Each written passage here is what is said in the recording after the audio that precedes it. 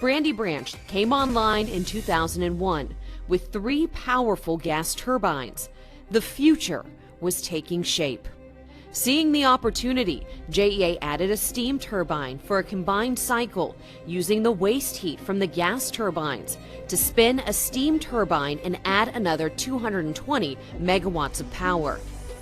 But as Jacksonville grew, so did the demand, and in 2019, Brandy Branch completed a .05 upgrade, boosting power output to 750 megawatts, which translates to powering around 750,000 homes.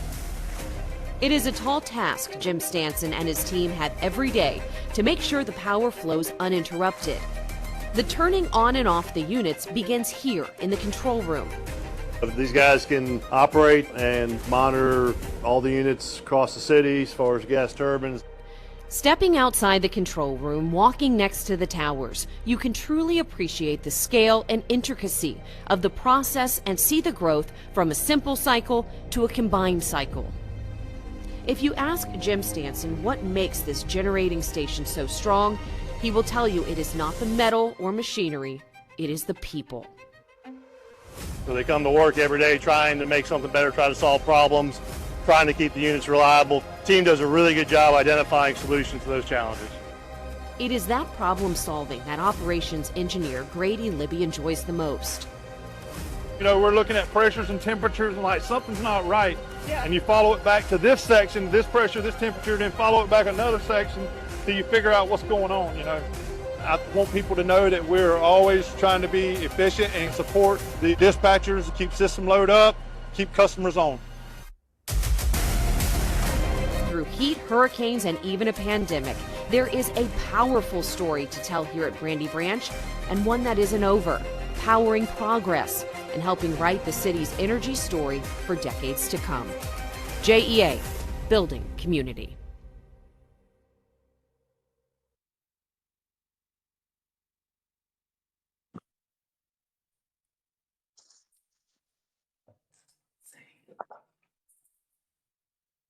Okay, I'd like to call this meeting to order.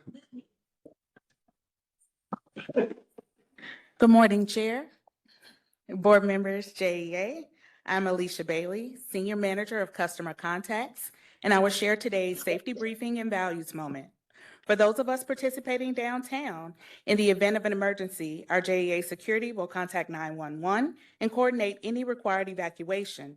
If the emergency requires an evacuation, safely exit through one of the 2 marked exits in this meeting area. You can either exit the building through the main Pearl Street main entrance or the Monroe Street exit to the left of the American flag. We will assemble in front of the Duval County Courthouse located at the northwest corner of Adams and Clay Street. If anyone needs medical assistance or help with safely evacuating, please notify a nearby JEA security officer. Please always be cognizant of the potential trip hazards in and around your respective areas. And lastly, please remember to keep your cell phones on silent and laptops on mute. Today's value moment is integrity. In the sweltering heat of 2007 in Baghdad, Iraq, I sat inside a tactical command center, headset on, eyes locked on a 20-screen digital map riddled with convoy routes. As a young soldier and the battalion's radio transmission operator, my call sign was Top Gun X-Ray. My job was simple in concept, but sacred in responsibility. Maintain clear communication, monitor troop movement, and be the voice of calm when chaos erupted. One afternoon, a routine convoy traveled along Route Irish, which was known then as the most dangerous road in the world. About 20 minutes into the mission, a faint crackle through my headset, followed by hurried voices. Possible IEDs spotted near Checkpoint Delta. Convoy Alpha needs reroute, requesting immediate instructions. I scanned the map, cross-checked the SIGAC reports, and confirmed a recent enemy sighting along the alternate route. I had a choice: direct them back through the known route with a suspected IED, or divert them down a path that had not been cleared yet, risking ambush. No one was watching over my shoulder. No one would have second-guessed a quick call in that moment. But integrity isn't about what's easy. It's about what's doing right when no one's watching. With a steady voice, I relayed back, Convoy Alpha, this is Top Gun X-ray, hold your position. Dispatching EOD for clearance, do not proceed until given the green. Copy Top Gun X-ray, hold in position. That delay likely frustrated them, even scared them, but hours later, EOD confirmed the IED was live. My call kept fellow soldiers alive, and they returned home to their families. JEA defines integrity as placing the highest standard on ethics and personal responsibility, worthy of the trust our customers and colleagues place in us. That day in Baghdad, with lives on the line, I learned that integrity means honoring that trust with every decision, even in the quiet corners where no one sees you but you. Great, powerful vignette, Alicia. Thank you. Which unit were you with, out of curiosity? In 2007, who were you with? Sorry. I was with a field artillery unit out of Fort Campbell, Kentucky. Oh, okay. for Yes, you. sir. Great, thanks. Okay, at this time, I'd like to do a brief introduction. We have a new city council liaison and council member Ron Salem. Welcome aboard. Look forward to working with you. At this time, I'd like to ask for a motion for the adoption of the agenda. A second? Anybody? Second. Any discussion? All those in favor say aye. Aye. Any opposed? Okay, good, thank you. And let me just make sure I understand. So MG is on, do we have MG on? Yes, sir. I'm here. Okay, great, thanks, MG. And John Baker? Yes, sir. Okay, got it. And Kwanzaa? I'm in. Great. Okay, John's- Thanks. Thanks, John. And Kwanzaa, you out there?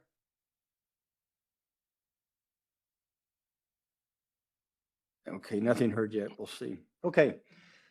Next, comments from the public. And first, I'd like to ask Peter Harding, please.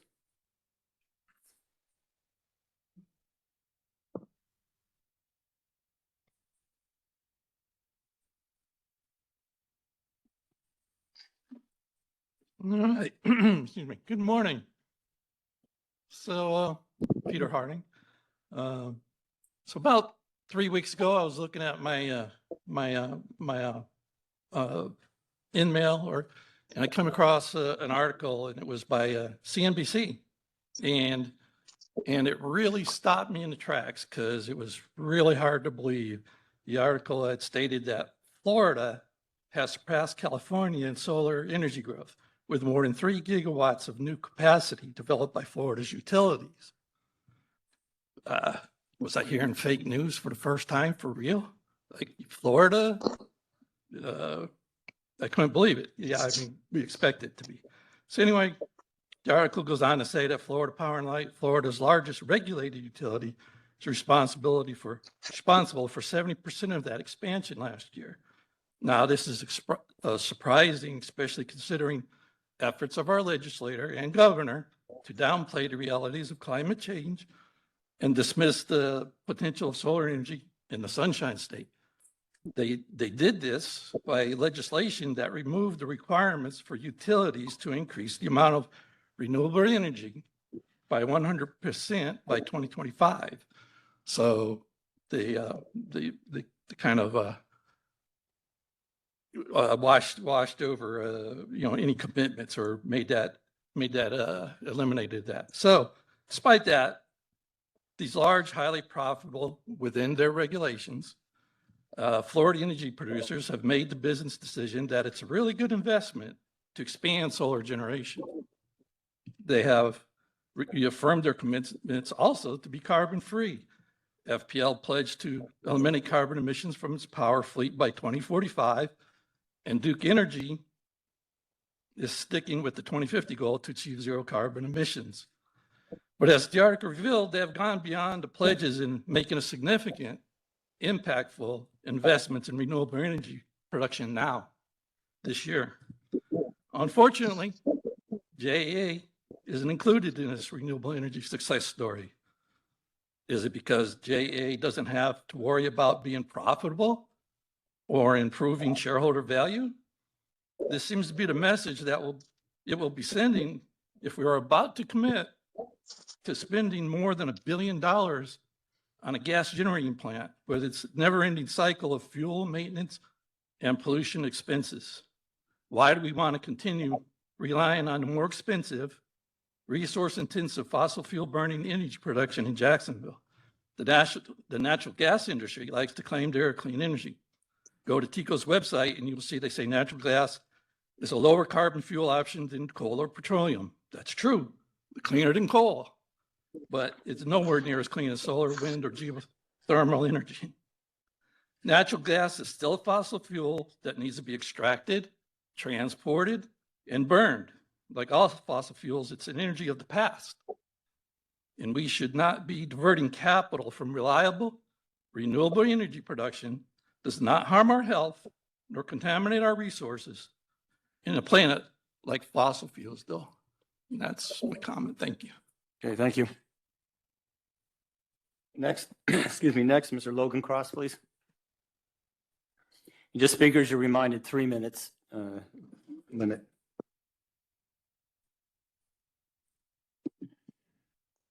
Since some of you are relatively new to the board, I wanted to bring up about the 2023 Integrated Resource Plan. Some of you were not on the board necessarily when that plan was approved in 2022.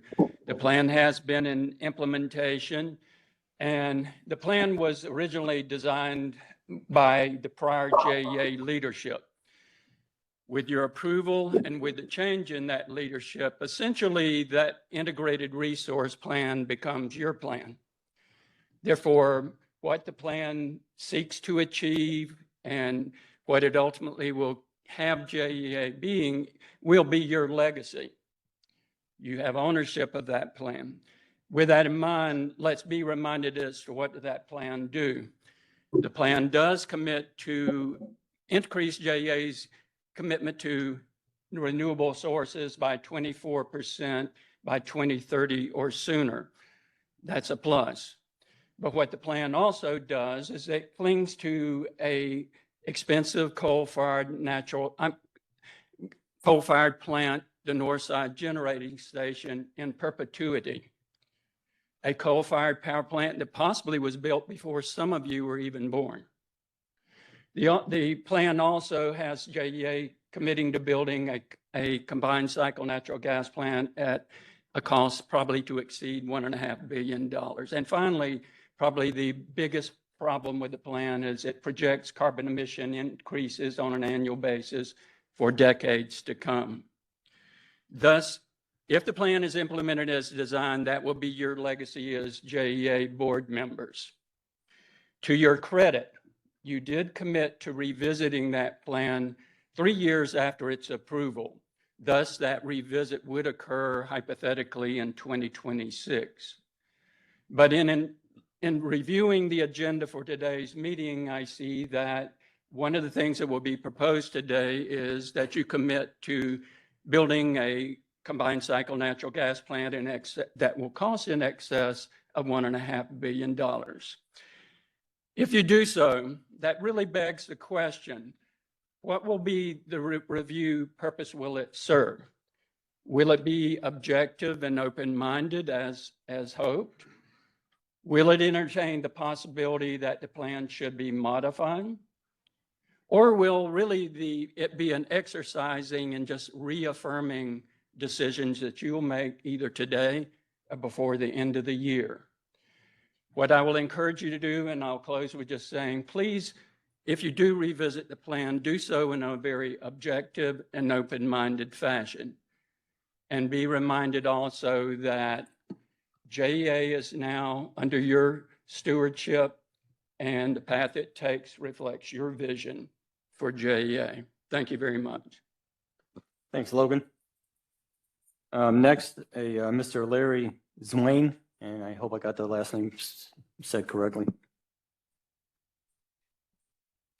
Well, good morning. Good to be here. And JEA has committed to add 24% renewable energy sources by 2030. But come on, you can and should do better than that. This is a quote from your website that says, building on our history of supporting solar power, JEA is embarking on a major solar expansion. And my guess is that's probably for several good reasons. The decreasing costs of solar technology, the cost of solar photovoltaic technology has been declining significantly over the last decade. You probably know that due to advances in technology, the economies of scale, and increased market competition. This has made solar energy one of the cheapest forms of electricity for our people. No fuel costs. Solar energy relies on the sun's irradiance, which is free. In contrast, natural gas plants incur ongoing costs related to purchasing fuel. As fossil fuel prices can be volatile, they introduce uncertainty in long-term energy costs, which does not include the significant additional health and mortality burden to society from fossil fuel use that makes it even more expensive than it appears. Think about it. Lower operating costs. Lower operating costs. Solar operating systems have relatively low operating and maintenance costs compared to natural gas plants.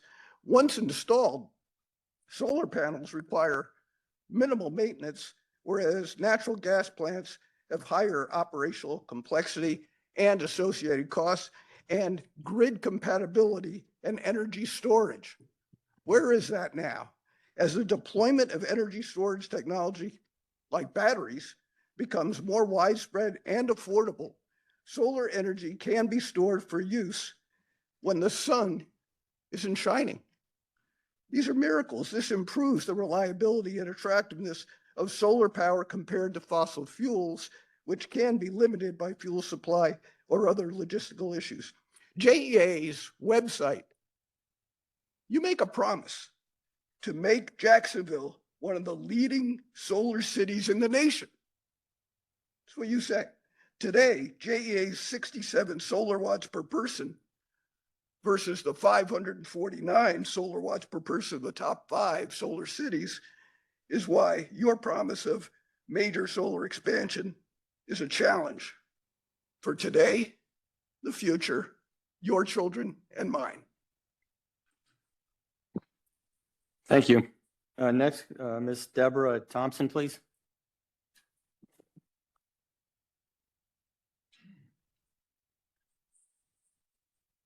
To the chair of the board, the officers and directors, and to the audience. My name is Deborah K. Thompson, a resident of Jacksonville for over 40 years, a local business owner here in Jacksonville for over 30 years, and the chairwoman of the local branch of the NAACP's Environmental Climate Justice Committee.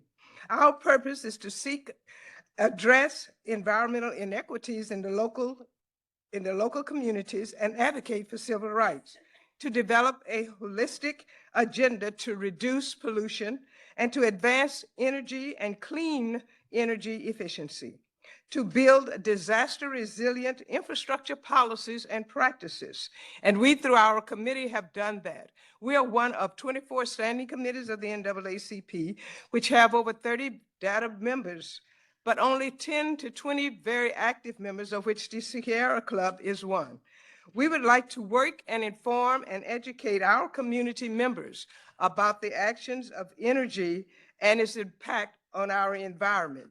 We would need a safe place for our children to live, play, and for our adults to work. My appeal to you this morning is to consider alternative sources of energy, to work with us to establish a cleaner way to provide us electricity. We applaud you for heating and cooling our homes, schools, churches, and recreational facilities, but we do not want to do that at the sacrifice of our health.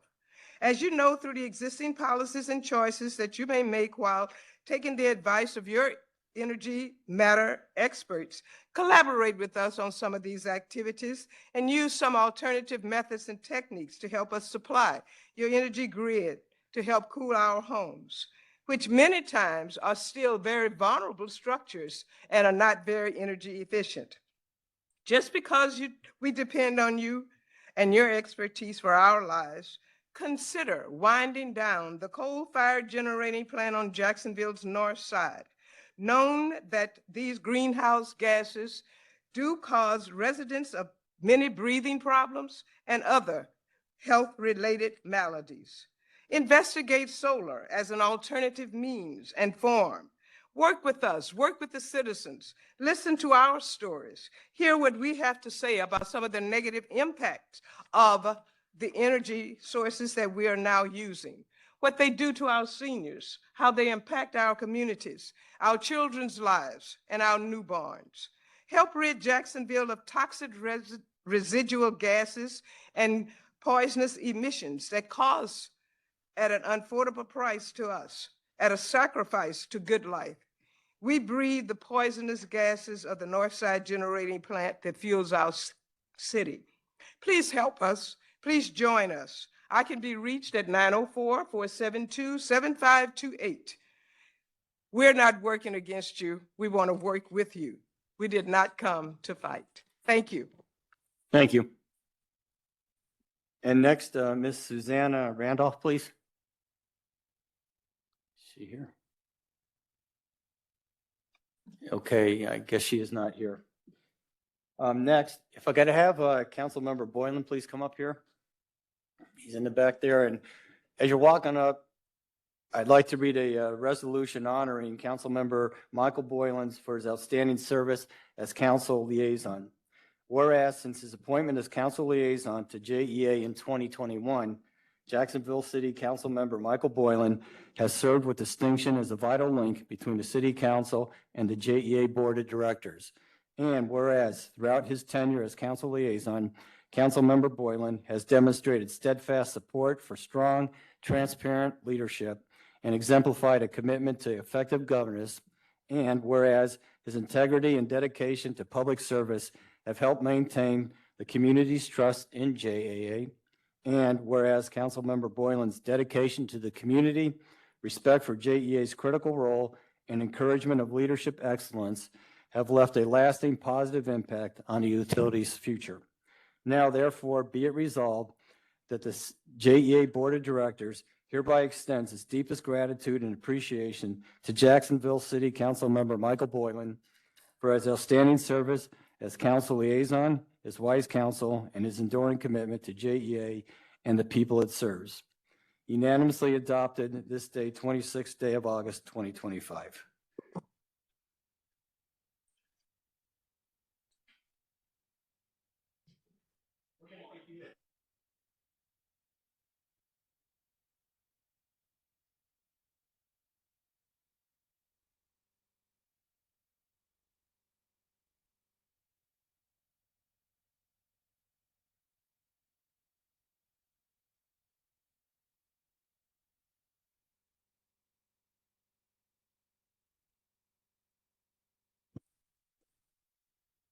Now, Councilmember Boylan, you're an apprentice. You're not a journeyman. Just remember that. Okay, next, I'd like to turn it over to Mr. Ron Salem for the council liaison's comments, please. Thank you, Chair. I have big shoes to fill from Councilmember Michael Boylan, a dear friend and colleague, but I am happy to be here. I do want to thank Vicki and Kurt Wilson for and other staff members for making my introduction to JEA so seamless, and I look forward to serving. Thank you, sir. Okay, next, over to Vicki. We're happy to have you, Ron. Thank you.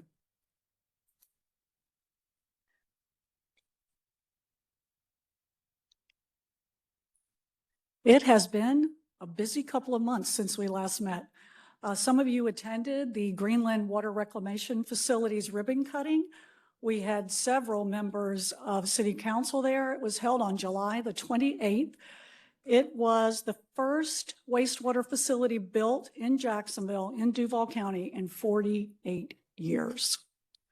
It has zero discharge into surface water. It serves 22,000 customers, and it really demonstrates our commitment to sustainability and reliability for our customers. Thank you for being there, sir. And I'd also like to say that Haskell won an award. an ABC Excellence in Construction Award for that project recently. And the CEO, Jim O'Leary, who also attended the ribbon cutting, got us an extra trophy that we can display at Greenland, which was very kind of him.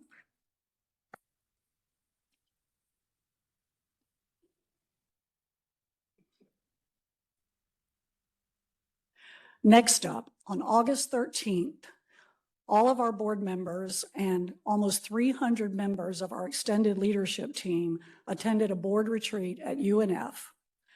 We had two outstanding speakers that spoke to the entire group, one on the future of the electric grid in Florida, Mr. Robert Bryce, a well-known author and journalist, and then General Paul Nakasone, who was the head of the NSA for the United States and U.S. Cyber Command. And he spoke to us about the importance of cybersecurity. It was so well received by our board and also by our employees, our management.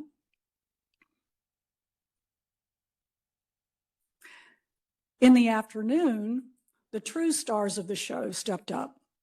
Our debt and investment team did an outstanding presentation and had along with them people from JP Morgan and Ramirez Bank, our bankers, who told us just how good our team was. So I would like them to stand if they are here. It was just outstanding. AJ, are you here? AJ, oh my goodness. Carson, Joe, Julie, Shannon, Lori, Jonathan, Tom, Richard, Joel, and AJ. Thank you so much. You guys did a great job. You really were the stars.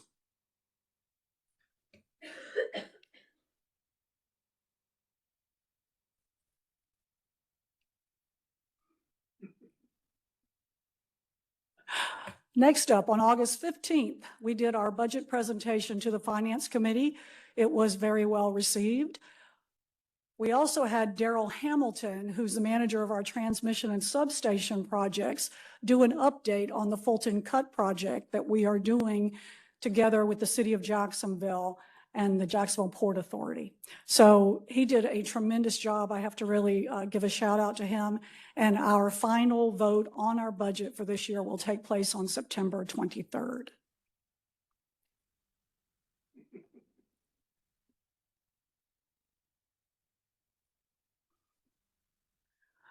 Also in July, whoops, can we back up one?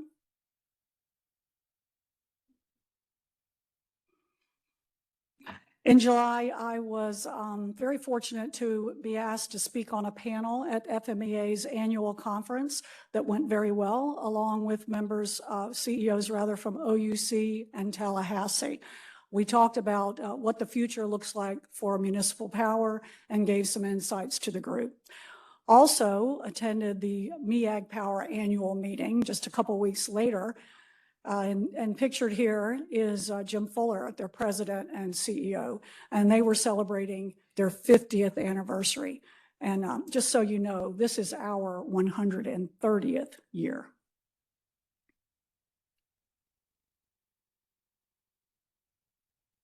Next up, we hosted Coffee and Commerce, July 23rd.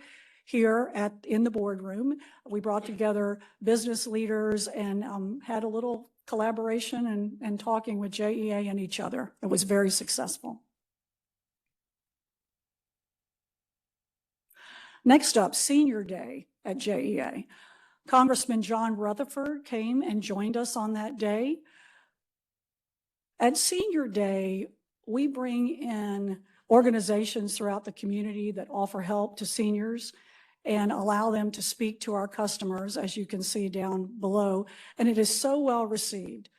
It started in 2015 by Elizabeth Paulson started it. She's on the bottom left, and she is retiring this year after 11 years with us. And we are so grateful to Elizabeth, and Congressman Rutherford called her out as well. He knows her. So this is a great thing that we do every month for our seniors.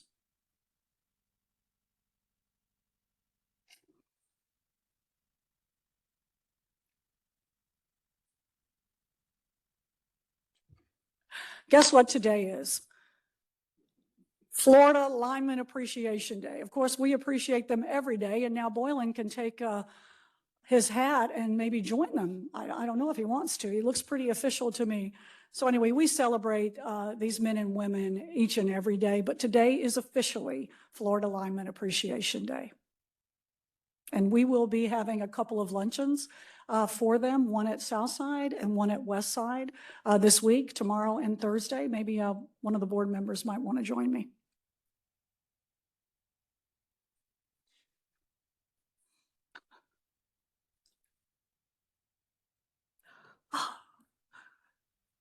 Can we back up one? Well, we're having a few issues today. I want to please have our fats, oils, and grease team stand up, the FOG team. Where are you guys? I have got to tell you about these guys. Standing is Amber, Bailey, Bennis, James, and Lander. Did Zach make it? And manager Zach Waltrip, thank you for being here. This program has been extraordinary, and they have been recognized as #1 in the nation. #1 in the nation for large utilities. Since 2022, they've had more than 32% more grease waste removed. We've increased their size from 2 to 5. And they are now being recognized for the great work they do.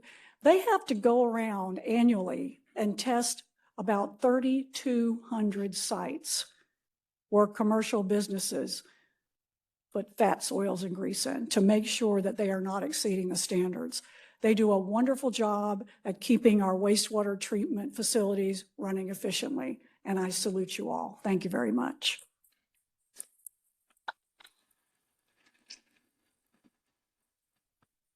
And with that, sir, I'm done. Thank you so much. Great, thank you, Vicki. Okay, Ted, over to you, please. Thank you, General.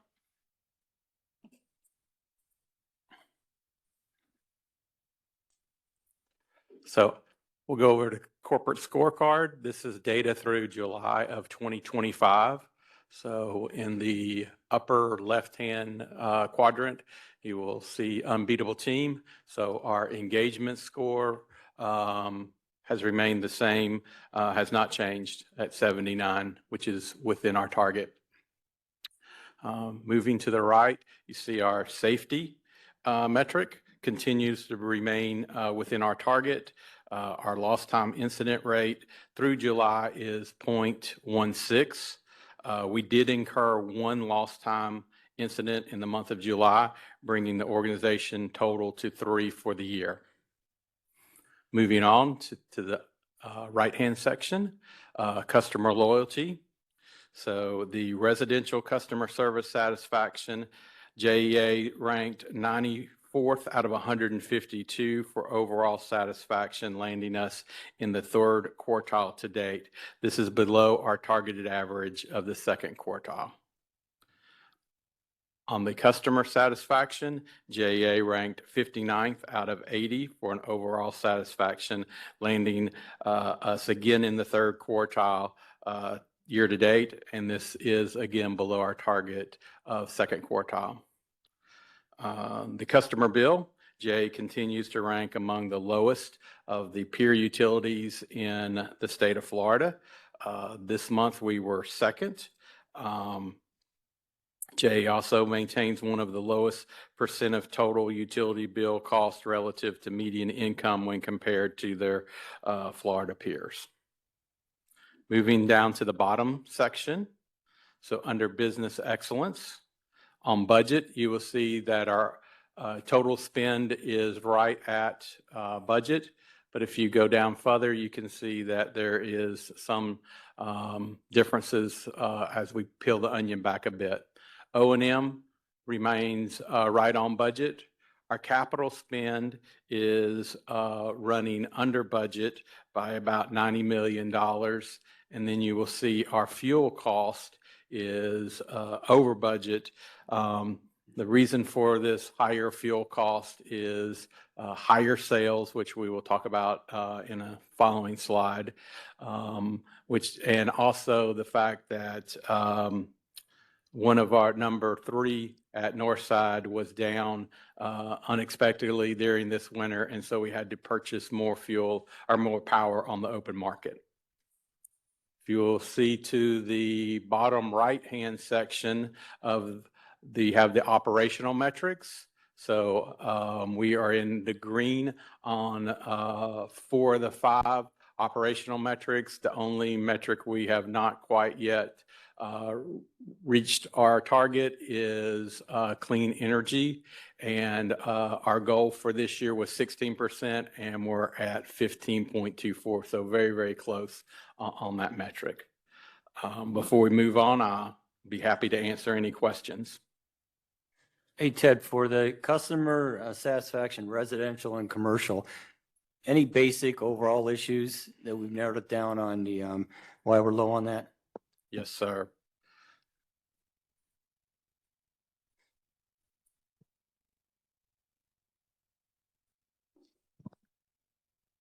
When looking at this wave in isolation, JEA received a 4th quarter placement, which brings us year to date into the 3rd quarter. Our analysis revealed the largest performance gaps in trust, cost, safety, and reliability, and ease of doing business compared with the top performing utilities. Mm-hmm.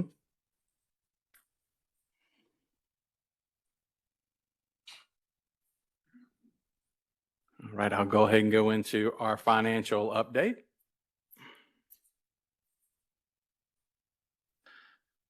These numbers, again, are through July. So this is our budget versus actual on the electric system. As noted earlier, you can see our base revenues are up over $52 million over budget, and this is based upon higher sales.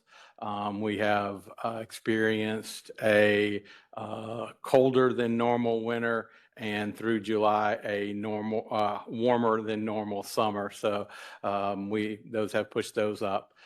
Fuel rate revenues has also increased, as I spoke about earlier. Our other revenues increase of $2.8 million over budget is primarily due to a $1.3 million uninspected reimbursement from FEMA for 2017 Hurricane Dorian. So we move down to the bottom half of the spreadsheet. You can see O&M cost expenditures are below budget by about 3.2%. Our fuel and purchase power, which mirrors our fuel rate revenue as a pass-through cost. Our debt service payments are below budget. This was mainly due to the debt restructuring exercise that we did, where we de-risked some of our electric debt on the variable side, which has saved us money. Our capital contribution is right in line with budget.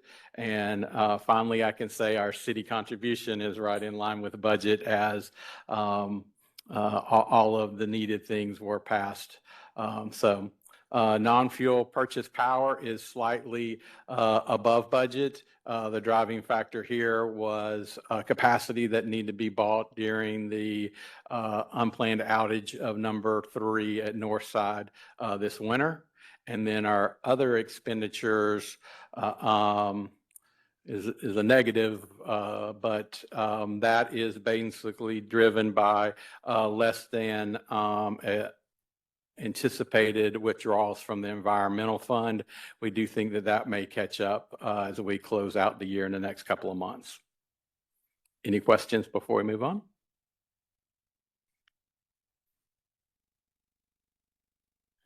All right. This just shows the cost per megawatt hour year to date in 2014 compared to 2015. You can see both the generated power and the purchase power costs are higher in 2025 versus 2024. The main driver on that is higher fuel cost. please remember that the generated power only takes into consideration fuel costs, where the purchase power takes into consideration the cost of the facility as well.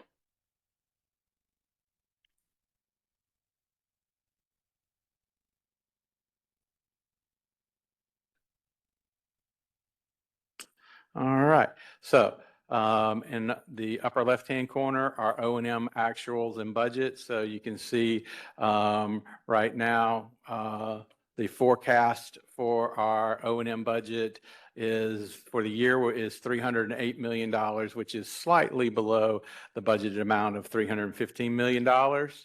On capital, the budget is $307 million, and we are anticipating a spend of $285 million. Then at the bottom, you can see our cash and investments.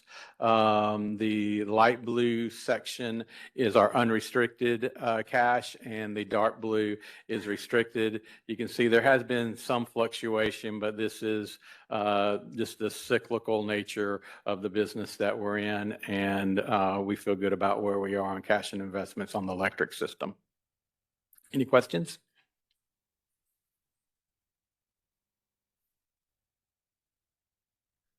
Right, we'll move to our water system.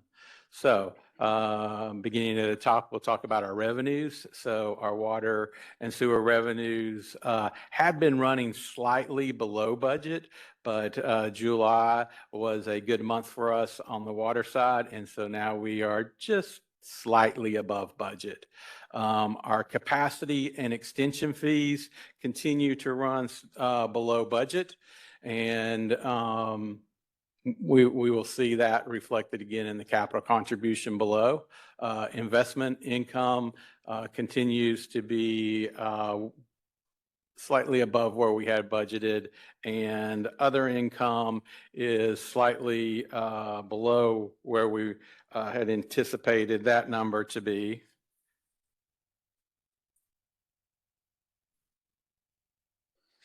And this is primarily due to a loss of rental income of $1.7 million from the old towers where electric was paying water. Move down to the expenditure side. You can see O&M is slightly above budget. The main driver here is personnel cost. Then our capital contribution is lower, and this is almost a mirror of our capacity and extension fees. So those capacity and extension fees move into our capital contribution. So as we've had lower, we have not been able to contribute as much to capital. Our debt service payments, again, slightly below budget. This is just mainly due to the timing of some debt issuances and slightly lower interest rates than we had budgeted. City contribution is exactly where we thought it would be. And then other expenditures are slightly below budget as well. Any questions on water?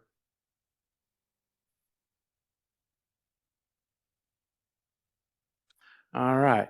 So on our water budget, the forecast is 270. Our budget is 264 million. We are working to try to close that gap of $6 million over the next 2 months.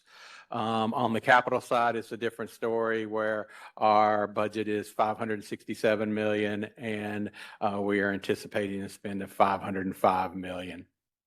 On the water side, cash is a little bit tighter. You can see the big influx in January. That was due to us issuing debt, and we continue to spend those debt proceeds down. But and so that is why that most of that is in the restricted. It is restricted for capital expenditures. Ted, Yes, sir. could you give a quick overview on the restricted and unrestricted? I know we're kind of contemplate that in the pricing policy. So just for my benefit. So what is restricted and what is Just, unrestricted? yeah, high level.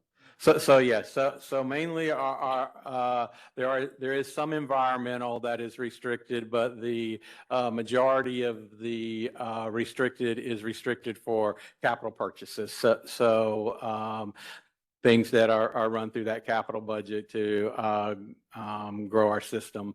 So when we issue debt, we don't issue debt for any of our operating expenses. It's only for our capital expenses. Thank you.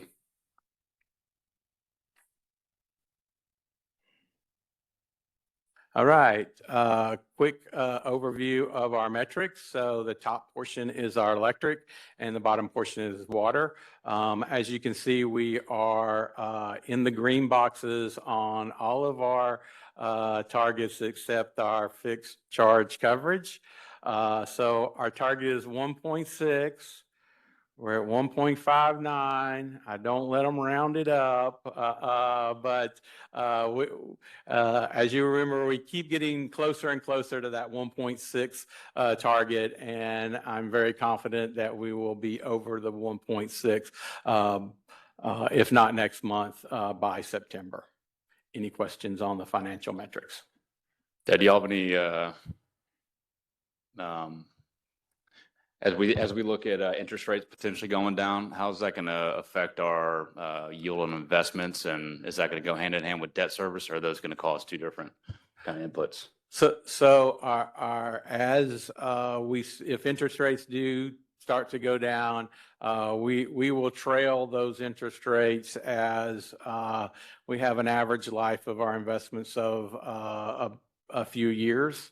So, and we are basically a hold type investments. We are not out in the market trying to beat the market every day.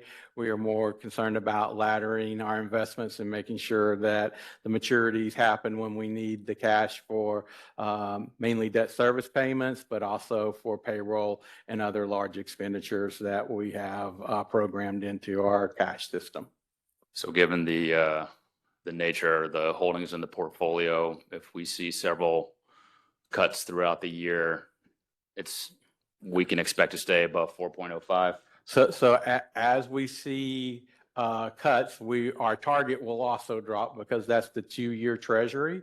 So, but I still think we will beat our target as the interest rates go down, and then when they come back up, we will be behind them. So we are always a lagger in that process.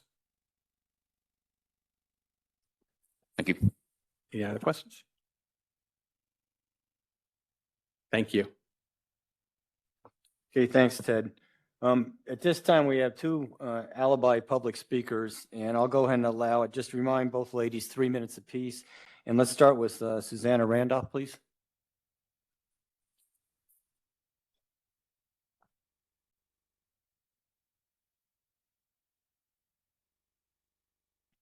Thank you. There we go. Thank you so much for accommodating me. We ran into a bit of traffic this morning, as I'm sure you can imagine. But greetings, Commissioner and Board. My name is Susanna Randolph, and I'm the Chapter Director for Sierra Club, Florida. I come today to urge you to delay the vote on approving a combined cycle gas plant for 2 reasons. One, this is an unnecessary expense given the more cost-effective options that are available to you. And 2, given the focus on cutting costs by our state government currently, this project is not only bad timing, it's a bad setup. Spending more than $1.5 billion on gas in the current market puts your ratepayers, your boss's voters, and at severe risk for increased costs. Let's be clear, $1.575 billion is just for construction. This doesn't include costs for operations, but more importantly, this does not include the costs of fuel delivery that are tied to an increasingly volatile market. Gas continues to be a flexible cost that could spike at a moment's notice, whether that be an unpredictable stock market or the onset of a war half a world away. Why spend your ratepayers' money on a bet when you can invest in reliable, cost-effective, and resilient solar that currently has tax rebates and IRA investments available to you to underwrite it even further, all without the need to raise your customers' rates? As you know, the State Department of Government Efficiency, also known as DOGE, is looking for ways to find and to cut costs and waste, currently in the city of Jacksonville. Voting for a $1.575 billion gas plant will certainly raise eyebrows among those who are looking to streamline costs. Rather than gain the ire of an agency that is seeking to save taxpayer money, it would be a better move to go back to the drawing board and issue a true all-source RFP to explore what the free capitalist market has to offer, rather than skew the proposal to favor fossil fuels. The residents of Jacksonville deserve better. One only has to look at the Vogtle nuclear folly to see what happens when votes are made by this board without examining the full view of market options. Thank you. Okay, thank you. And next, Ms. Suzanne Sapp, I believe.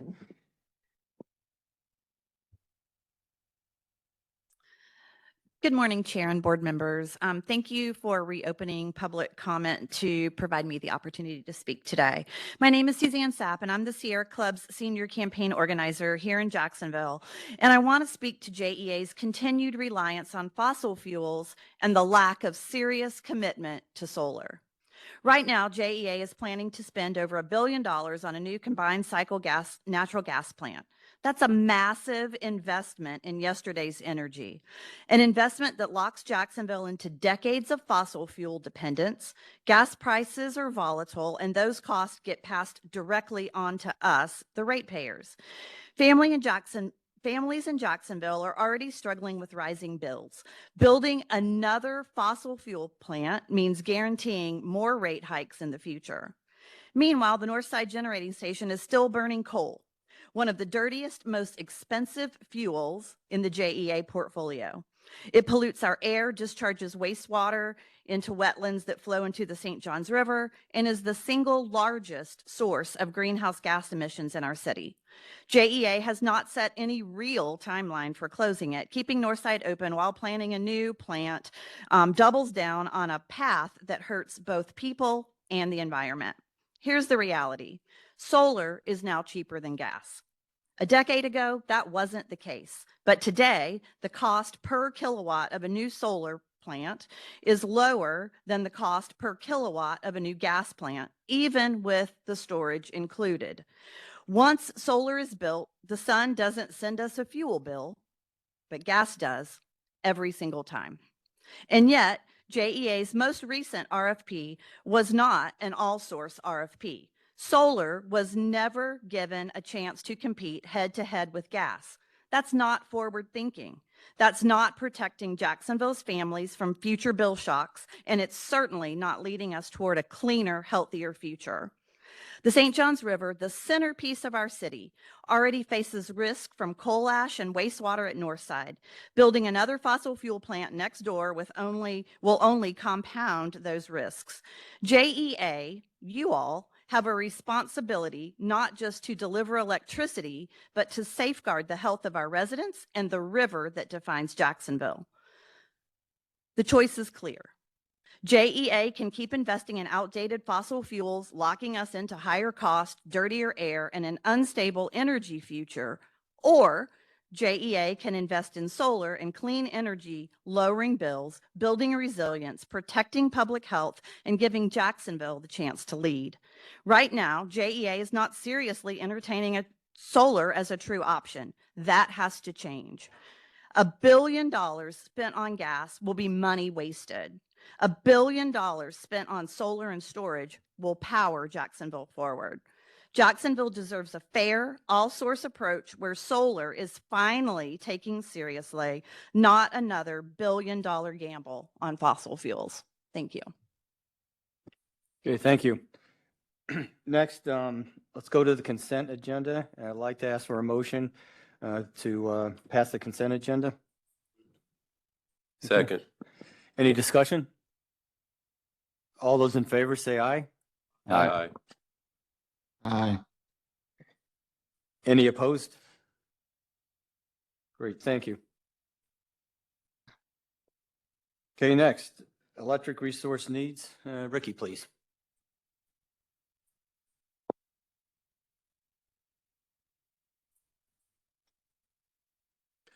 Good morning, everybody. We're here to talk about our electric resource needs, and Julie will be presenting a large portion of this presentation, our Senior VP of Finance.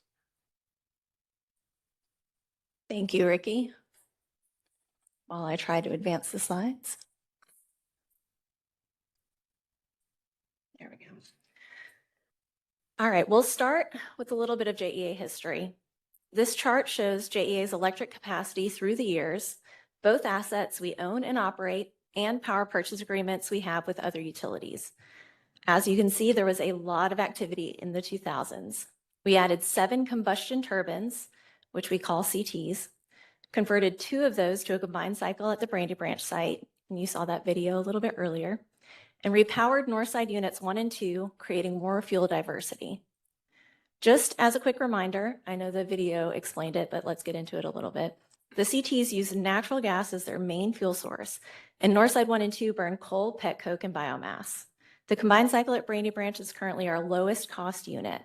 The benefit of a combined cycle is a higher level of efficiency.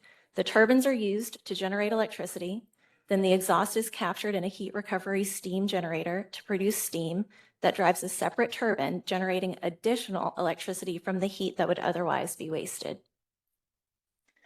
Looking past 2011, there was not much activity, mainly due to the decline in sales following the 2008 financial crisis, coupled with increasing energy efficiency. There just was not a demand for additional capacity, and in fact, we had more capacity than we needed. At that time, JEA co-owned 2 coal plants with FP&L, SJRPP, and Shearer Unit 4. FP&L was in a period of retiring coal generation, so that, coupled with a decrease in JEA's demand, led to an agreement to retire SJRPP in 2018, and then the retirement of Shearer Unit 4 in 2022. Since then, JEA has only added capacity through power purchase agreements. We have not built generation in 14 years.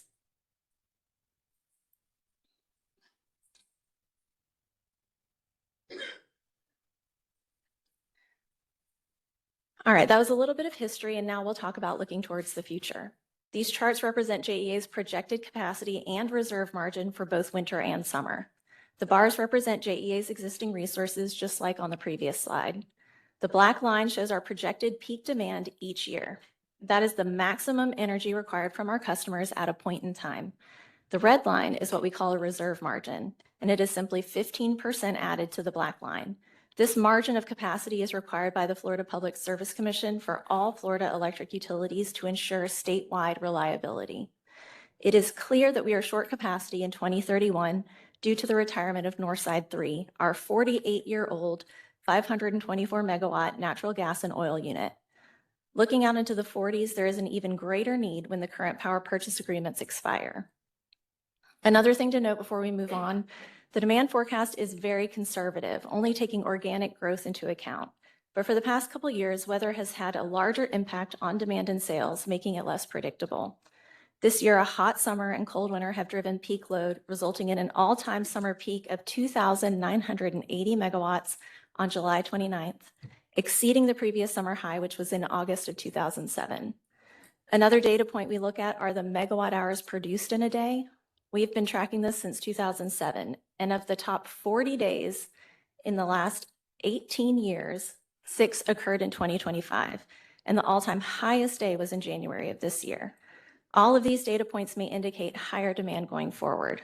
We are also looking at potential economic development activity, not included in this forecast, that could drive demand even higher.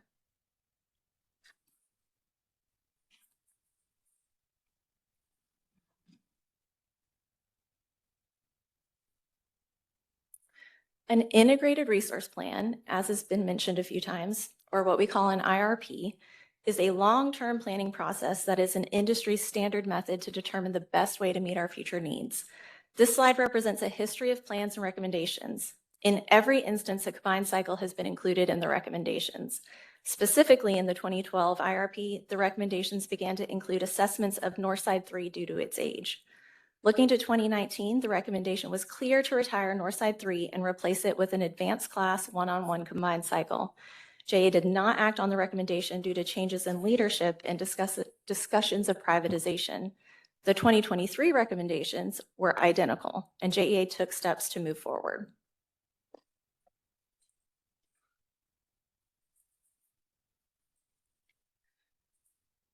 JEA issued 2 requests for proposals following the IRP, and this slide discusses the first. We released a solicitation for what is called the Power Island equipment, which is the equipment necessary to build a one-on-one combined cycle. The RFP was released in September, and JEA received 2 bids from GE and Mitsubishi. The evaluation was completed in April, and GE was the highest ranked vendor. You can see on the right some of GE's information on the turbine. It is incredibly efficient and flexible, especially when compared to the 1977 technology it will be replacing. When we discuss efficiency in electric generators, it's comparable to miles per gallon in a car. This new turbine will be approximately 40% more efficient than Northside 3, meaning it takes that much less fuel, in this case natural gas, to get the same amount of energy, or miles, which translates to approximately $50 million a year in fuel savings.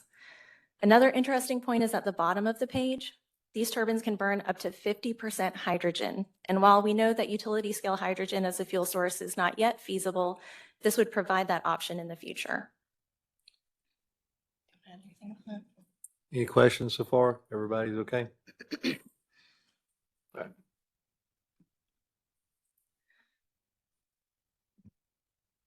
All right, shortly following that RFP for a self-build unit, we issued another solicitation called the market test. A market test is only required of investor-owned utilities in Florida when they need additional capacity, not municipal utilities. But we chose to test the market to make sure we are aware of all options available. The market test essentially solicits the market to see if anyone else can provide the capacity needed.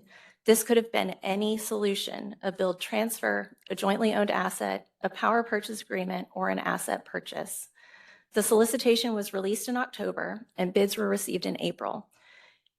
Even following an extension of the response time, JEA only received a proposal from one party, FP&L.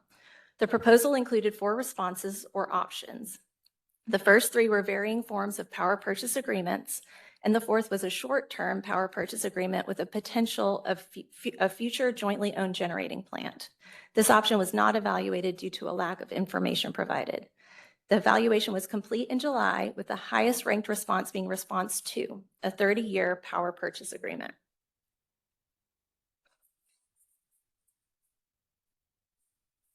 Excuse me. Once the responses were evaluated, we had 2 options available. Both JEA staff and our subject matter expert, Black & Veatch, conducted an analysis comparing the 2. This was completed in August.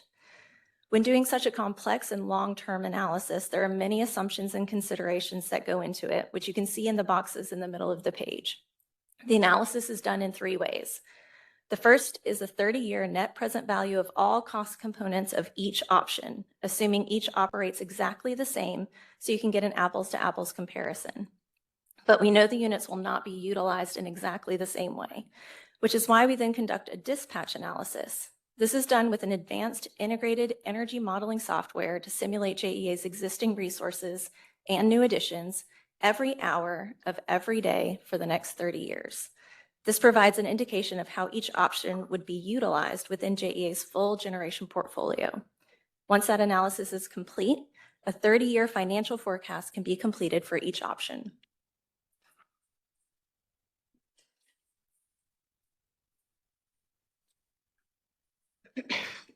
As part of the cost analysis, transmission considerations are very important.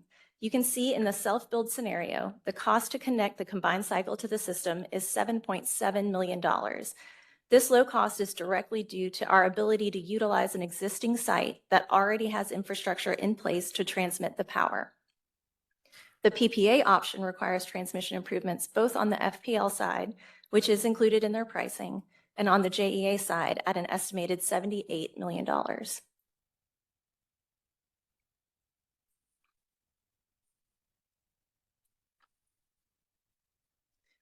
When taking all costs into account for each option for 30 years, there is less than a 1% variance. You can see the components of the cost vary, but there is not a substantial difference between the 2.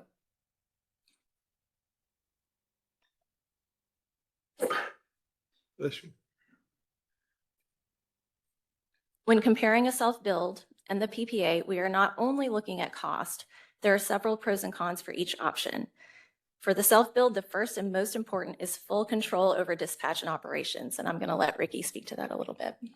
Yeah, so that's a very important component for us to operate with. The PPA provided some flexibility in how you schedule it, dispatch it, but it was not very flexible. We have hours we have to wait before we schedule changes, and only so many changes a day, has to be scheduled a day in advance, those sort of things. The self-build, the combined cycle itself, we have total control. We can take it on, bring it on, take it off, dispatch it up, dispatch it down whenever we need to, as we need to. It's minute by minute control. The PPA is not. It's gives us some flexibility, but not a lot of flexibility. Hey, Rick, can you put that in like layman terms so like a consumer can understand that? So Sure. we talked about this year, we've seen unprecedented levels of demand based on, the weather. Well, one of the things that for the flexibility is we've been kind of a lot of rainstorms, thunderstorms recently. Well, when that comes through our territory, our load drops. What we have to provide drops significantly because of the rain comes through and just knocks back some of the demand. Well, we can't respond to that with a PPA for another 2 or 3 hours. Our units, we dispatch down immediately in response to our load declining. So it's literally every minute, every half a minute, we can dispatch it where we need it to be. And this unit runs anywhere from like 70 to 75, what's called megawatts per minute.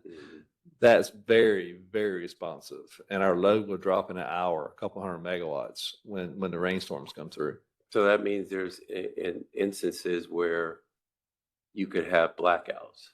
Well, not necessarily Or blackouts. you could have disruption in service. We can have control issues, Okay. which we're monitored by our regulatory body. So if we Okay. can't control and we can't prove that we control well, we could get fined on lack of control. Okay. So this would provide that control and our ability to ensure that we meet those regulations. Okay.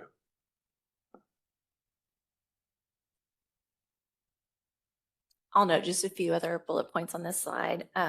The self-build is also the lowest long-term cost per megawatt hour, and it will support JEA system reliability like Ricky mentioned, but we can also hedge against market volatility with the self-build option. Since it will be a JEA asset, if it runs longer than 30 years, we get the benefit of a debt-free facility. There's potential for local jobs and economic benefits, specifically through the construction of the facility. And as we've mentioned, we already have the site available. So when compared to Northside 3, also the unit's much more efficient and has lower emissions. Julie Yes. and Ricky, I don't want to gloss over for the self-build, lower CO2 emissions. And previous chart said it reduces around 50%. So, and that's a pretty solid, accurate number as opposed to a swag type. It's fairly accurate. The real gain you get is the 1977 Northside 3 unit really has very little or any pollution control equipment on it. So this new unit is not only very efficient, but it produces just less NOx, less SOx, which are fancy terms for sulfur dioxide and nitrous oxide. So these units have controls that comes with the unit to reduce those emissions. As well, since it is more efficient, we burn less fuel, which creates less emissions. So by being 40 to 50% more efficient, you actually produce less emissions because you're not using as much gas. The mile per hour analogy that Julie mentioned earlier. Okay. And that 50% is compared to Northside 3 right now. Northside 3, Yeah. yes, sir. Okay. My understanding is that this total unit will give us more capacity also. That's correct. than It's Northside 3. approximately 670 peak megawatts. Northside 3 is 524. Thank you.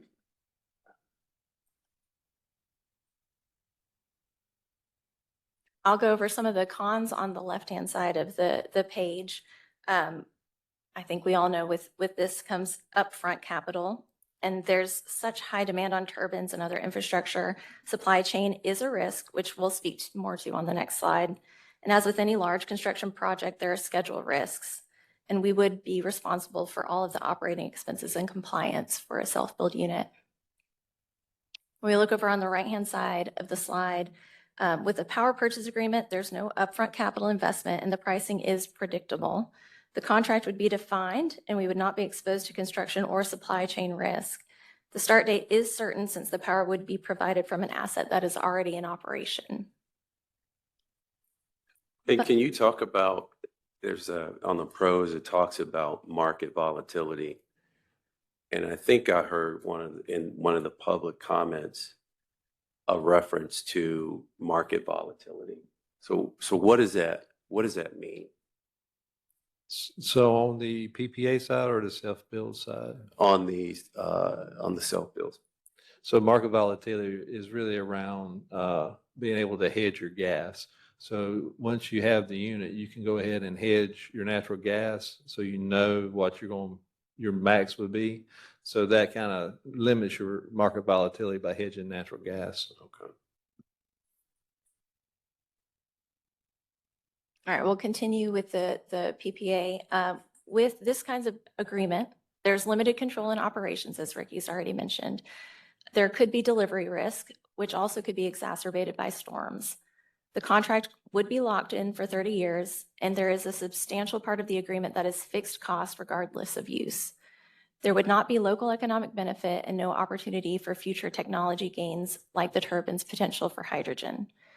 Also not noted on the slide, but with this agreement of 600 megawatts of purchased power combined with the existing 406 megawatts from Vogtle and our already existing FPL PPA, JEA would then be supplying a third of current required capacity with power purchase agreements. Any other questions on this slide before I move on?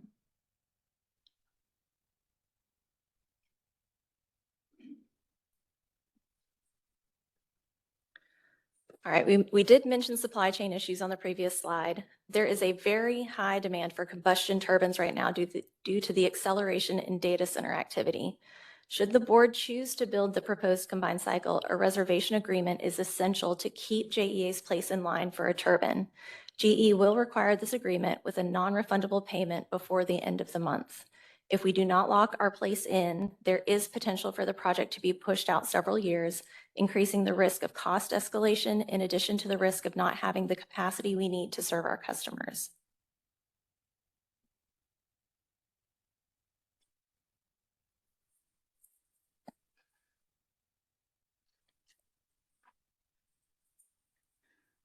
So with all of that, STEP is formally requesting the board select the self-build option and approve a combined cycle generating facility at the former SJRPP site, delegating authority to Vicki to manage all activities.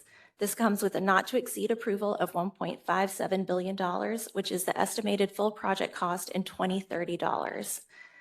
And with that, Ricky and I are happy to answer any other questions you have. Can you go back to that prior slide? What's the lead time on these turbines? So they're about 3 years once you place the order and for them to produce them and deliver them. However, there is a queue, what they call a queue. So to get in the queue, that's what we're trying to go ahead and lock in our position today in that queue. And currently the 26 fiscal year 26 or calendar year 26 is already booked. So when we started this project, we knew it was going to be a 27, 28 queue for us to get in the queue. So it'll be about 2030-ish delivery, 2029, 2030 delivery, so we can have it fully installed and constructed for like 2031, into 2031 commissioning. And then it is a very, very busy in the combustion turbine world right now. A lot of people are buying these. And Ricky, once this is online in 2030, 2031, then we could shut down Northside 3, correct? That's correct. That's the plan. Yes, sir. Mm-hmm.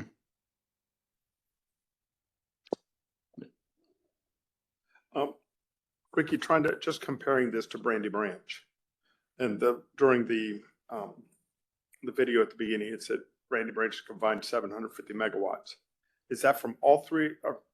There's two combined cycle and one simple cycle. Is that the combined of the entire facility? Yes, sir, that's combined, all the machines at this facility. So this one turbine with the combined cycle will produce almost as much electricity as those 3 units, Almost. or Yes, 4 sir. units, really. Really, it's 4. You have 3 Yeah. combustion turbines there of a smaller size. Right. Plus the steam recovery unit at Brandy Branch. And my understanding, this is basically the largest unit of these. That GE produces today. This is the largest combustion turbine that they produce. Thank you. Mhm. Mr. Chair. A few thoughts. It's been an interesting 4 months on the board. And I'm pretty sure the comments from the public about not being around to see Northside come online were directed at me. But I do have 5 children, and I think deeply about the impact. We're talking 30 years. I have been impressed and satisfied and impressed with the level of analysis. It has, and the team here has really beat both of these options up. And, I think we have a big decision here. This is just one of many decisions. I think that, as we contemplate our alternatives and, as I talk about 4 months on the board, what hit me was the years and decades of IRPs and recommendations and time that has transpired. So we can't change anything in the past, but I think we can weigh in on what's ahead of us. That said, as I think about the future, if we were to go with a self-build option, what does, I'm going to call it, success look like? I mean, how do we not do Vogel again, if I can be more direct about it, right? How do we kind of cap what does staff and team do to ensure we deliver on time and on budget if we commit to such a significant investment as we think about building our assets versus an agreement that's just expenses? I'll pause there. And before you answer, whoever's going to answer that question, I think my time is probably double yours. So, I take that as a shot too, because I wasn't here. But I will say this, just given some of the public comments, I think it is important that we think about balance and as we think about energy generation. And I too have been impressed with the level of diligence that this team has done around, carving the path forward. Not only as a board member, but also as a member of the community. What I'm interested in is the resiliency of the network. I don't think we talk about that enough. The cost, the delivered cost to serve.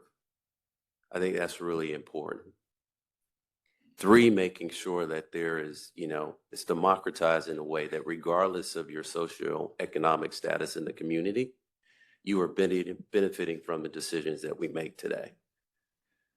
And so as we think about that, and I'm going to continue to emphasize the communication aspect to our community, because I think the comment today around Northside 3 is really important for folks to understand.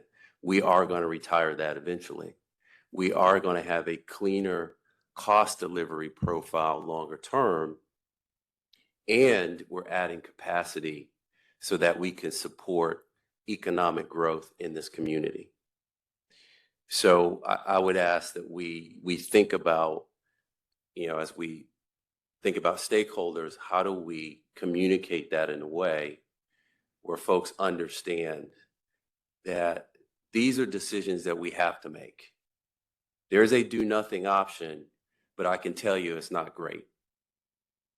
And so we should probably talk about that as well as we, to Worth's great point, okay, let's make sure we're committed to this, but let's also talk about what are some of the other options that we pursued and what do those outcomes look like? Yeah, my 2 cents, one, we don't have the luxury of deferring this decision. Since 2006, we sort of, economic climate environment wasn't right. So let's just wait to see if that settles down. We can't kick the can down the road. I mean, that can's gonna hit a wall 2 inches away right now. With the impending 600 megawatts of power deficit that we're up against. I know I sound like a broken record. If there were technical options other than this that were feasible, sure, we'd take a look at it, but people have heard me say before, pragmatically, it simply isn't there yet. It's not there yet. Now, maybe in 2030, there may be a breakthrough or something, but it's all about risk. And we have to be able to deliver reliable energy to everybody, to our customers. And I just think the risk right now is unacceptable if we punt this combined cycle generator to down the road. And what happens if the technology doesn't come through for alternative sources? And my personal view, that risk isn't worth it.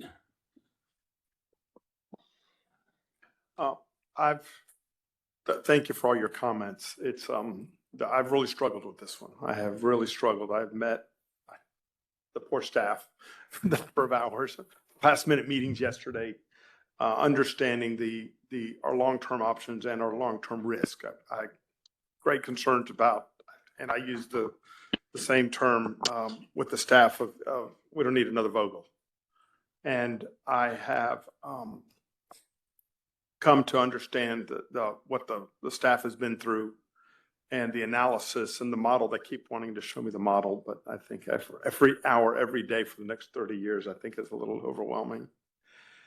I do think it is the best long-term investment for the city of Jacksonville and our customers and our ratepayers, and the reliability of a combined cycle gas plant with upgradable to future technology is what I think one of the main options that it really got me excited, because just trying to find how can we be better stewards of our environment and going forward. And I do think that we are at a place that this is a necessity. It is not an option. In 2019, when the IRP came out, and they said this exact same thing, and unfortunately the board was in turmoil at that time, and it would have cost substantially less. But hindsight's 2020, and here we are today. And echoing our chairman, the good generals, we can't kick this can down the road anymore. And I have fought so hard. I do feel this is the best long-term strategy for us and our ratepayers. Mr. Chairman, Please. I'm sorry to keep the discussion going a little longer, but I agree with the sentiment and the struggle. I don't think those that made the decision about Vogel 10 plus years ago knew or really foresaw the impacts. But what lessons can we learn from that? We are not set on a destiny with one vote right here. This just starts a moment of execution, and also being objective about constantly analyzing alternatives. If we commit to very clearly, I'm in support of the reservation agreement for all the reasons we're hearing here. This is a reservation on a single piece of this much larger project. How do we negotiate the contracts to ensure that we are, covering the best interest of our ratepayers, those which we work for? How are we engaging as a staff, as a board? Have we gone and looked at what lessons can we learn from people that have done this? What can we take and apply to the future? We're talking about delivering an asset in 5 years from now. I don't think about legacy. I think about our ratepayers and what's the best for them. So I'm in support of this reservation agreement with the underscore that this is the beginning of many decisions, and execution is key. Yeah, well said, Worth. Let me reach out to John Baker and MG Ornder if they have any comments, gentlemen. I'll go first, MG, if it's okay. We've all been through this. This is clearly an important decision. You know, the conversations from the public were mostly about this versus solar. And I think, you know, we are committed to trying to get solar. We are having deep difficulties making it happen, and losing the tax deductions that were gotten is going to make solar harder. So we've got a decision to make about whether we keep Northside 3 and take a chance, or we build this. And I think that's the right way to look at it, because that way we're clearly moving towards what we need to do in the next 5 years. We can continue to evaluate solar, we can continue to evaluate hydrogen, we can continue to evaluate nuclear, the small nuclear plants that seem to have some promise. And to the extent that they are more efficient, as well as more environmentally efficient, that's a decision we can make later when we know what we're talking about, and we're not gambling on a future technology that it seems to have significant flaws right now. So if you look at the combined cycle plant that we're talking about, several things really stood out to me that sold me. Number one, Northside went down this year, and it was down several months because of some old equipment, and our ratepayers paid dearly for it. We had to import power to make it happen, and the power costs went up for several months. They're coming down now because we're getting back online, but it was a red letter to us that Northside 3 is not reliable, and I think we need to be honest about that. Secondly, this new equipment is extraordinary. It is more efficient than Brandy Branch, which is by far our most efficient power plant in the system. And it will be replacing one that is one of our least efficient. So there is a huge, this is not a power plant of the past. This is a very, very high-tech, innovative, efficient piece of equipment that we're getting that has been proven to work and to be constructed without significant risks.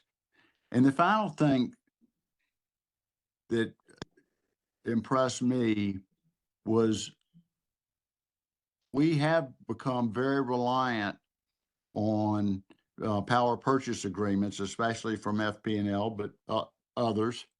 And one thing you don't hear talked about a lot in this business is transmission.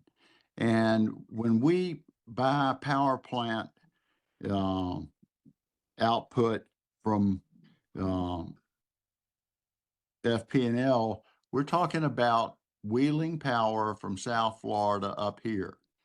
And there is huge risk in doing that, especially during hurricane season. If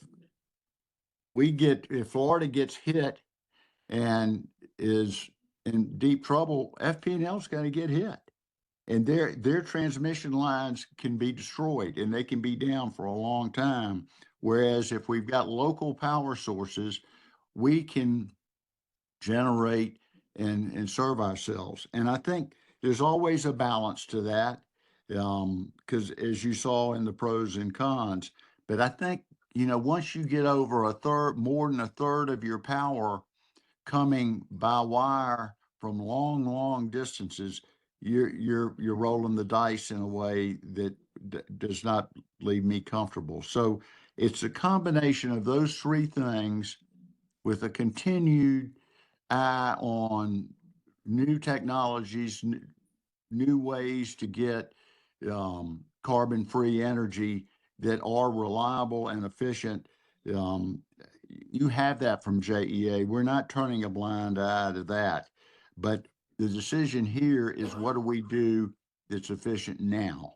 And that's why I'm in favor of it.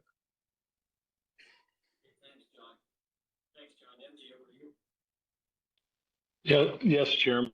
I've listened to a lot of very wise people who, like myself, spent time with staff and have we've all ground over this because it is a lot of money and it's setting the tone for the future. And we all care about renewables and certainly inexpensive, dependable power for the people of this community. And as Worth said earlier, this is authorization to put a deposit on this, which is the first step of a longer process. And with that said, if I may, I'll make a motion that we move forward with the deposit and giving Vicki and the staff approval to begin this process. Okay, do I have a second? Second. Second. Okay, any further discussion? All those in favor say aye. Aye. Aye. Any opposed? Okay, the motion's passed. Thank you. Thank you. Okay, next, we'll move on to the Finance, Governance, and Audit Committee report. And MG, over to you, sir. Thank you. The Finance, Governance, and Audit Committee met on Tuesday, August 19th, 2025. I was joined by my fellow committee members, Worth MacArthur and Kawanza Suarez. Please note the new last name. Thank you to the board member John Baker for attending virtually. All board members are always welcome to attend committee meetings. And I also appreciate Worth. I was not sure I could get a good connection, and he volunteered to give this report if I couldn't get online. At any rate, we had several action items. The first was Joe Arfano, Deputy Chief Financial Officer, reviewed JEA's use of its revolving credit facility as an important tool for short-term borrowing to bridge finance across utility systems and to meet strategic demands. Also supports funding for extreme storm events and unanticipated spikes in fuel costs. JP Morgan has provided the current facility since December of 2015. Staff reviewed the need to update and expand JEA's borrowing authority. The current facility, which was Amendment 4, was $500 million, expires May of 2027. Resolution 2025-40, which is included in the board's materials, restates and expands prior board authorization and allows JEA to enter into credit agreements for short-term financing. Increases the authority to $700 million, which is separated into two distinct revolving credit facilities, $350 million for electric, $350 million for water and sewage, with the DES of a $75 million sub-limit under the water and sewer part of the facility. Provides leadership with appropriate authority to manage agreements. Staff requested a vote from the committee, which unanimously voted to recommend board approval for this resolution. Mr. Chairman. Okay, could I have a motion? So moved. Second, please. Second. Okay, all those in favor say aye. Aye. Aye. Any opposed?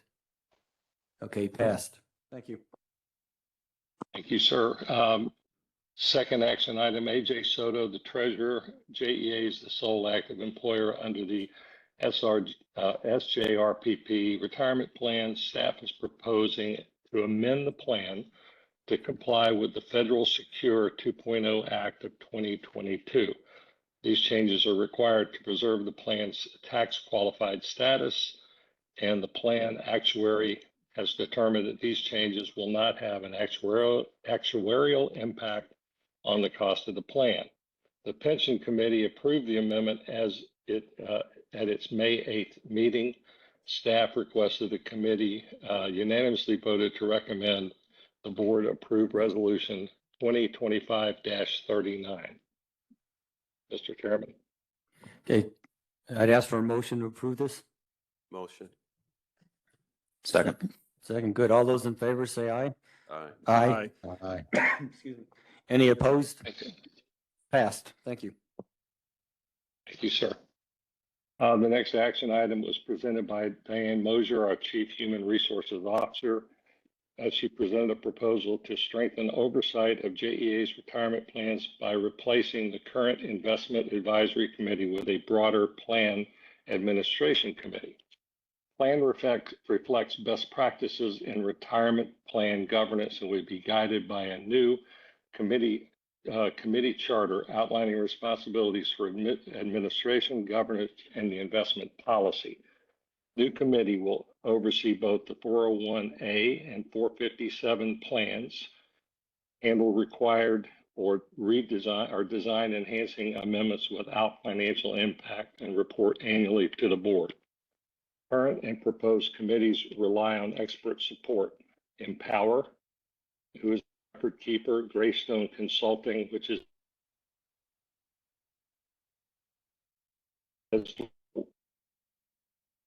personnel.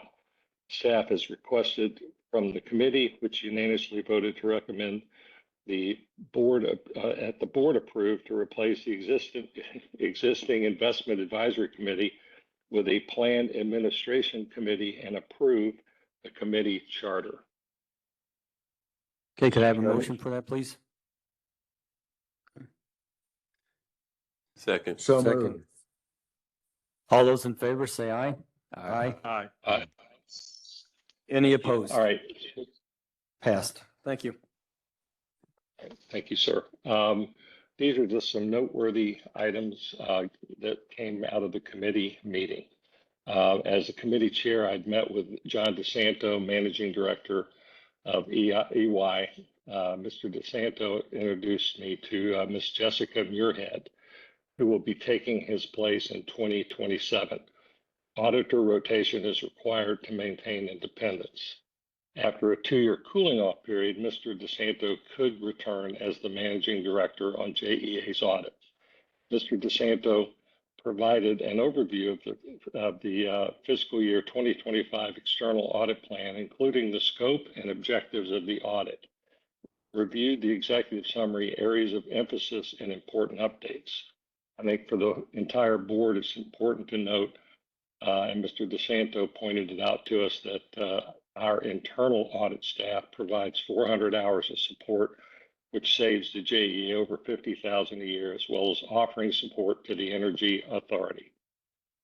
Lee Montanez, Director of Internal Audit and Enterprise Risk, provided an update on the current internal audit projects, recently completed audit and ratings, status of open and closed action plans, review of the audit plan process for fiscal year 2026. He shared hot topics, which included cybersecurity and digital disruption, human capital, and climate change environment. Paulette Stanford, our ethics officer, reviewed recent ethics program activities, highlighted training and awareness initiatives across JEA, provided updates on hotline reporting and resolution of cases, reinforced the importance of governance and collaboration, fostering ethical decision-making throughout the organization. Jody Brooks, our Chief Administrative Officer, discussed charter requirements related to JEA's governing documents. Noted the board is required to adopt and maintain bylaws, a policy manual, and other rules consistent with the charter and law. Documents must be reviewed annually and posted on JEA's website for public access. Board governance documents were last approved in October 29th of 2024 board meeting. Committee was asked to propose edits by October 1 in advance of the November 12th, 2025 Finance, Governance, and Audits Committee. Staff will then bring forward these updates for board approval at the November 18th, 2025 meeting. Our next committee meeting, which you're all invited to attend, is scheduled for November 12th, 2025. And again, all board members are welcome. We reviewed the electric system revenues and expenditures, including the cost per megawatt hour, summarized base revenues, highlighting year-to-date performance, discuss operating expenses and the major drivers for financial performance. We covered the electric and water system O&M and capital budgets, along with the water system revenues and expenditures. Mr. Chairman, that is the report of the committee. Great, thank you, MG. Any other questions or comments? Great job, MG. Thank you, and John too for that participation. Okay, next I got to circle back, Ricky. I apologize. You'll give us an update on the Fulton Cut replacement update. Oh, no worries. Not much of an update. We're continuing to secure our material and our permits. So let me get the presentation advanced. There we go. So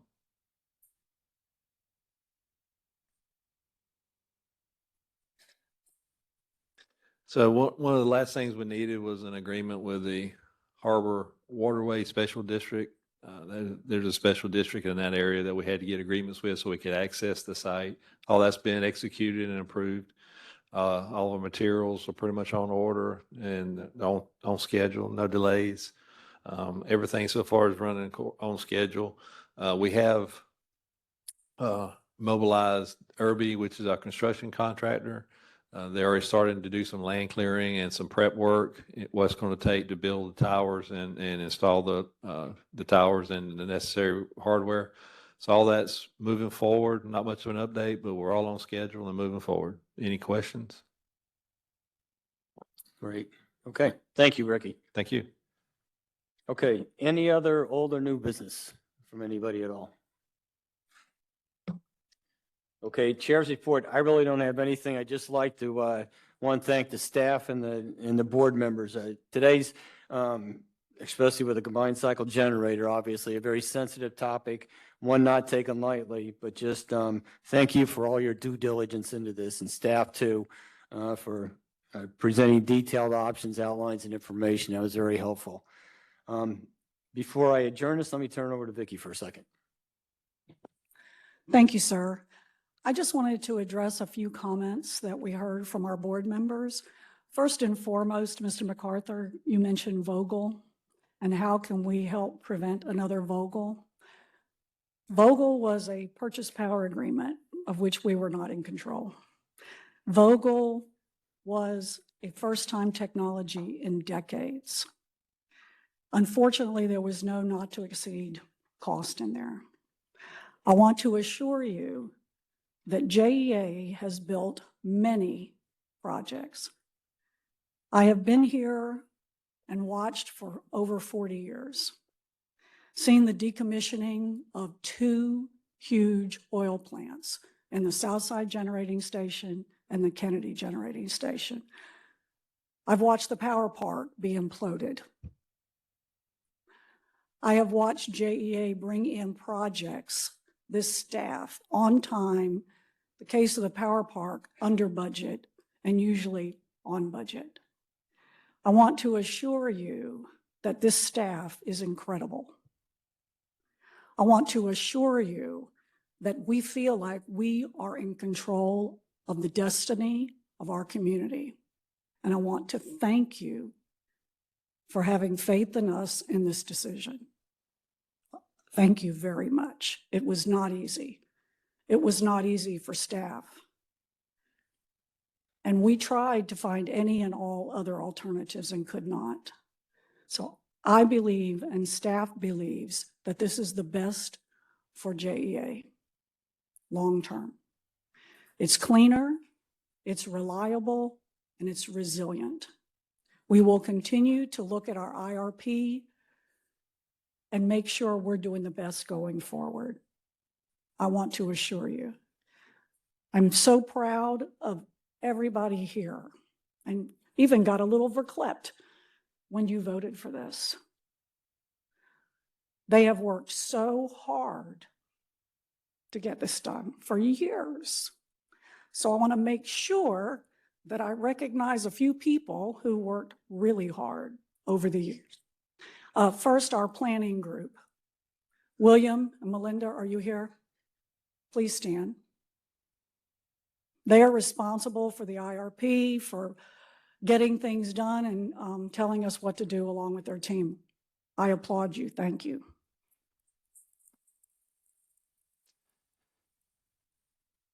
Our purchasing team. Jenny, did I see you here? I thought I saw Jenny. Our purchasing team working on this. It was a lot of work getting this across the goal line to even get those bids. Our legal staff. Thank you so much. I think Regina's here. Is Rebecca here? Thank you, Rebecca. Thank you.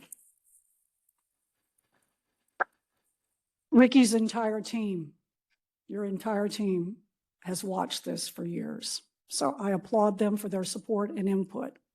And SOC, I saw Gary Baker here. Thanks to them for everything they put into this. Last but not least, our finance team. You guys are superstars. Is Alyssa here? Alyssa built a model that is second to none to analyze this project and make sure that we got good answers. And they agreed with our third party. And I just want to commend you for your diligence in getting that done. So I appreciate the opportunity. And once again, I thank you, and we won't let you down. Thank you. Thanks, Vicki. Okay, again, shout out to all the linemen on their appreciation day. And next board meeting will be September 23rd. I adjourn this meeting. Thank you. Thank you all.